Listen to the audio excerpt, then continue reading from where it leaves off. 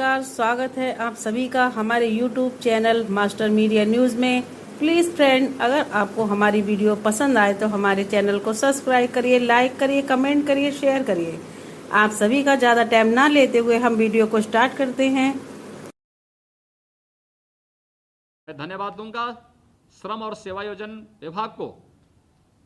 2017 के बाद से तमाम ऐसी योजनाएं जिनके बारे में विभागीय मंत्री ने अभी आपके सामने बताया कि कैसे कैसे योजनाओं का लाभ गरीबों को मिल सकता है, चाहे वह उन गरीब श्रमिक बंधुओं की पुत्रियों की सामूहिक विवाह की योजनाओं के माध्यम से सामूहिक विवाह के भव्य आयोजन कर रहा हो। हम लोग इस बात को देखते थे कि जिन श्रमिक बंधुओं के सामान्य घर में सुख में दुख में कोई सहभागी नहीं होता था, उन सामूहिक विवाह के कार्यक्रमों के कार्ड जिलाधिकारी और मंडलायुक्त बांट रहे हैं। मुख्यमंत्री और मंत्रीगण वहां पर मेहमानों के स्वागत करने के लिए खड़े हैं। यह स्वाभाविक रूप से एक नया परिवर्तन देखने को मिला होगा और श्रमिकों के जीवन में भी खुशहाली का वह दिन कि उन्होंने अपनी आंखों के सामने अपने परिश्रम को फलीभूत होते हुए देखा है कि उनकी कन्याओं की शादी भी किस भव्य तरीके से हो सकता है। सामूहिक विवाह के कार्यक्रम, श्रमिक बंधुओं की कन्याओं की शादी के उन कार्यक्रमों के माध्यम से वो स्पष्ट देखा जा सकता था और सबने उसको महसूस भी किया। ऐसे ही उन कन्याओं के लिए पढ़ाई की व्यवस्था हो, श्रमिकों के बच्चों की पढ़ाई की व्यवस्था का हो, उनके स्वास्थ्य के लिए स्वास्थ्य की व्यवस्था का हो, उच्च शिक्षा का, उच्चतर शिक्षा का हर एक स्तर पर सपोर्ट करने की व्यवस्था राज्य सरकार ने उन्हें उपलब्ध कराई। उन्हें सामाजिक सुरक्षा की व्यवस्था भी और स्वास्थ्य बीमा का कवर देने का भी कार्य प्रारंभ किया और इसलिए राज्य सरकार ने तय किया कि प्रदेश के अंदर चाहे वह संगठित क्षेत्र के हों, असंगठित क्षेत्र के हों, जितने भी कामगार और श्रमिक होंगे इन सबको हम लोग 2 लाख रुपए की सामाजिक सुरक्षा की गारंटी देंगे। किसी भी श्रमिक के साथ कोई घटना दुर्घटना होती है, हम इन सब का रजिस्ट्रेशन करवाएंगे और रजिस्ट्रेशन करवाने के साथ अगर किसी के साथ दुर्भाग्य से कोई घटना दुर्घटना घटित होती है तो श्रमिक के परिवार को 2 लाख रुपए की हम राशि इस व्यवस्था के तहत उपलब्ध करवाने का कार्य करेंगे और यह प्रदेश के अंदर हम लोग लागू कर चुके हैं। ऐसी स्थिति हमने प्रदेश के अंदर स्वास्थ्य बीमा कवर का किया है। हर एक श्रमिक को, वह संगठित क्षेत्र का हो, असंगठित क्षेत्र का हो, वह सामान्य कामगार हो या फिर कहीं भी वह एक्सप्रेस वे पे काम कर रहा हो, गृह निर्माण के कार्य में लगा हुआ है या भी कहीं सरकारी में, निजी क्षेत्र में कहीं भी काम कर रहा है, हर एक को हमने कहा इनका रजिस्ट्रेशन करवाइए और रजिस्ट्रेशन करवाने के साथ ही उसे 5 लाख रुपए का सालाना स्वास्थ्य बीमा का कवर भी राज्य सरकार देने के लिए पूरी तरह प्रतिबद्ध है, उसको दे रही है। ऐसे ही राशन कार्ड की व्यवस्था, अब याद करिए 2017 के पहले क्या व्यवस्था थी? राशन कार्ड बनता नहीं था। एक परिवार में जो सत्ताधारी दल से जुड़ा होता था, उस परिवार में राशन की व्यवस्था के लिए वहां पर एक ही परिवार में 5 लोग हैं और सत्ताधारी दल से जुड़ा हुआ तो उसमें 25 राशन कार्ड उनके होते थे और किसी गरीब के, किसी मजदूर के और किसी गरीब और किसी मजदूर के राशन कार्ड नहीं बनते थे।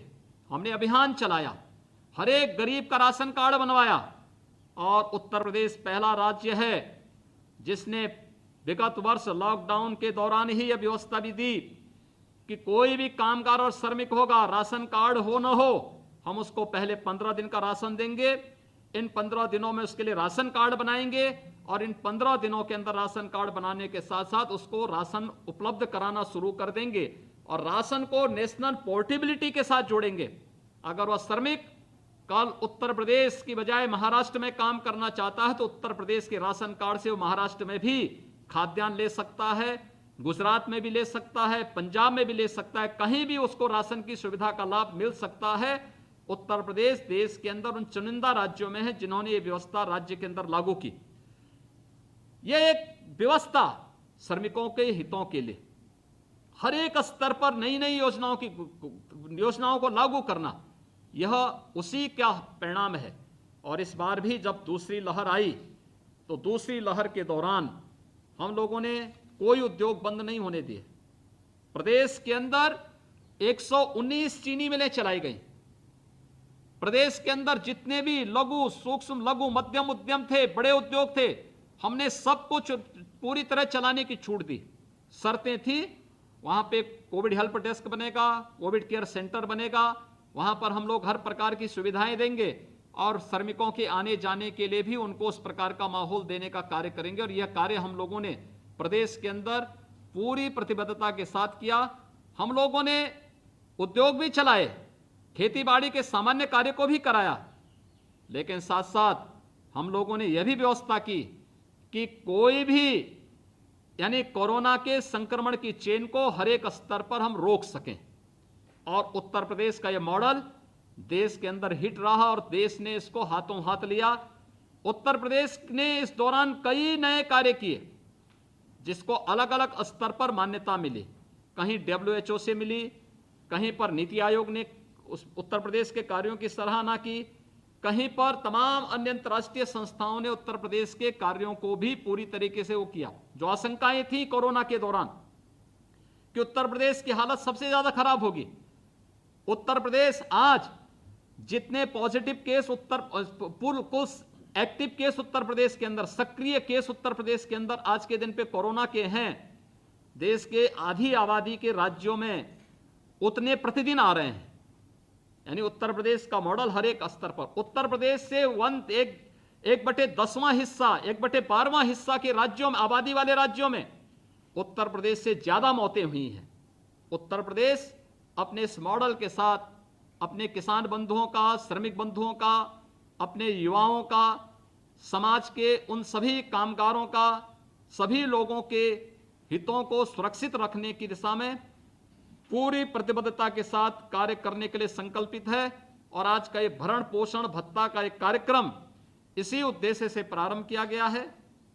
इस अभियान के साथ जुड़ने के लिए जो हमारे विभागीय मंत्री के साथ साथ अन्य विभागों ने जो कार्य किया है, जब हम लोगों ने कामगार और श्रमिक आयोग गठित किया था, वित्त मंत्री, औद्योगिक विकास मंत्री, श्रम और सेवायोजन मंत्री, विभाग के पंचायती राज के मंत्री, ग्राम्य विकास के मंत्री, अन्य तमाम अन्य विभागों के मंत्रियों ने भी इसमें अपना योगदान किया, जनप्रतिनिधियों ने अपना योगदान किया।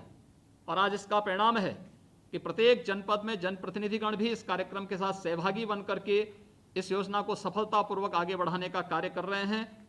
मैं आज के इस अवसर पर एक बार फिर से जिन 23,20,000 से अधिक श्रमिक बंधुओं को ये भरण पोषण भत्ता का लाभ मिल रहा है, उन सबको इस अवसर पर बधाई देता हूं, अपनी शुभकामनाएं देता हूं। लेकिन साथ साथ आप सबसे मेरी अपील होगी कि कोरोना के संक्रमण को हम लोगों ने कमजोर जरूर किया है, लेकिन कोरोना अभी समाप्त नहीं हुआ है। कोरोना के संक्रमण की चेन को हर एक स्तर पर ब्रेक करने के लिए आवश्यक है कि अभी सतर्क और सावधानी हम जरूर रखें। मास्क, किसी भी कहीं भी जाना हो मास्क जरूर पहने, 2 गज की दूरी का पालन हम जरूर करें। किसी भी वस्तु को छूते हैं तो हाथ पानी से, साबुन से साफ करने या सैनिटाइजर से साफ करने की हम व्यवस्था जरूर करें। जो भी कोविड-19 से जुड़े हुए, कोरोना से जुड़े हुए प्रोटोकॉल हैं, उसके नियम बनाए गए हैं, उन नियमों का हम जरूर पालन करें, क्योंकि कोविड का संक्रमण कमजोर जरूर हुआ है लेकिन समाप्त नहीं हुआ है। और इसलिए किसी भी स्तर पर हम कोरोना को फिर से आने के लिए कोई भी अवसर न दें, ये हर एक की जिम्मेदारी बनती है। और खास तौर पर मुझे लगता है कि जनप्रतिनिधिगण, हमारे जो श्रमिक बंधुगण हैं, ये सभी लोग स्थानीय स्तर पर प्रशासन के साथ बैठ करके एक कार्य योजना तैयार करेंगे और इसको प्रभावी ढंग से आगे भी लागू करेंगे। मैं एक बार फिर से आप सभी के प्रति हृदय से अपनी बधाई देता हूं, शुभकामनाएं देता हूं और विश्वास व्यक्त करता हूं कि आपका जीवन कुशल रहे, मंगलमय रहे और ये इस योजना का लाभ आपको प्राप्त होगा। बहुत बहुत धन्यवाद।